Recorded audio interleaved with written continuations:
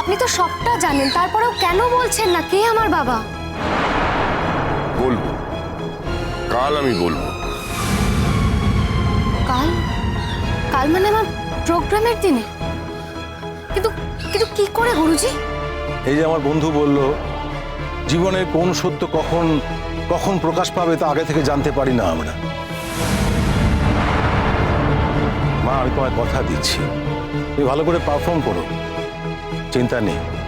তুমি কালই জানতে পারবে কোনো একটা সময় কে তোমার বাবা। যাও, নিজেকে ভালো করে প্রস্তুত করো, তৈরি করো নিজেকে।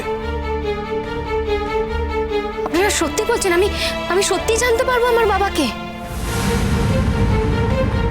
আমি মিথ্যা কথা বলি না মা। গুরুজি, সত্যি আপনি আমার সঙ্গে আমার বাবা দেখা করিয়ে দেবেন? দেব। তোমার বাবার সঙ্গে দেখা হওয়ার পর, তার সব কথা শোনার পর তাকে তোমার অতটা খারাপ নাও লাগতে পারে। এমনও হতে পারে যে সেই সময় দাঁড়িয়ে তার সেটা ছাড়া আর কিছু করার ছিল না। তুমি যা শুনেছো বাবার সম্পর্কে সবটাই মিথ্যে, এও তো হতে পারে। না সাধু বাবা, আমার মা কিন্তু মিথ্যে কথা বলার মতো মানুষ ছিলেন না।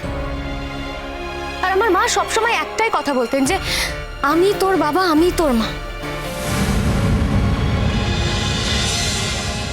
যদি সত্যি কোনোদিনও প্রয়োজন পড়ে তাহলে নিশ্চয়ই তোকে তোর বাবার পরিচয় দেব। আর আমার মা কিন্তু শেষ পর্যন্ত আমাকে আমার বাবার পরিচয় দেননি।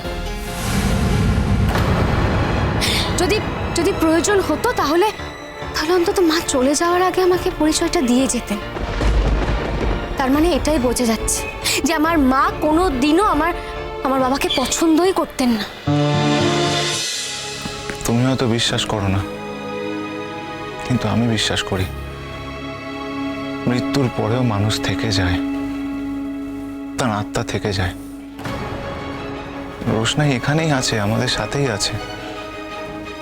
তুমি তো জানো রোশনাই তোমাকে কতটা ভালোবাসে। তুমি যে এইভাবে কষ্ট পাচ্ছ, সেটা কেউ ভালো লাগবে? নিচে চলো আরণ্যক, রোশনাই তোমার জন্য ওয়েট করছে। নিচে চলো।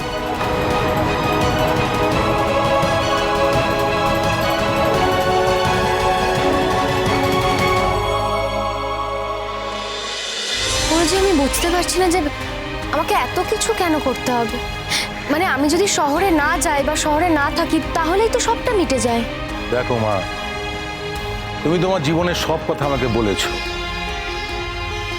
আর তা থেকে আমি একটা জিনিস বুঝতে পেরেছি, তোমাকে যারা অসম্মান করেছে, অপমান করেছে, যারা তোমার মায়ের মৃত্যুর জন্য দায়ী, যারা তোমাকে মারতে চেয়েছিল, তাদের মুখোশ খোলার জন্য তোমায় কিছুদিন আড়ালে থাকতে হবে।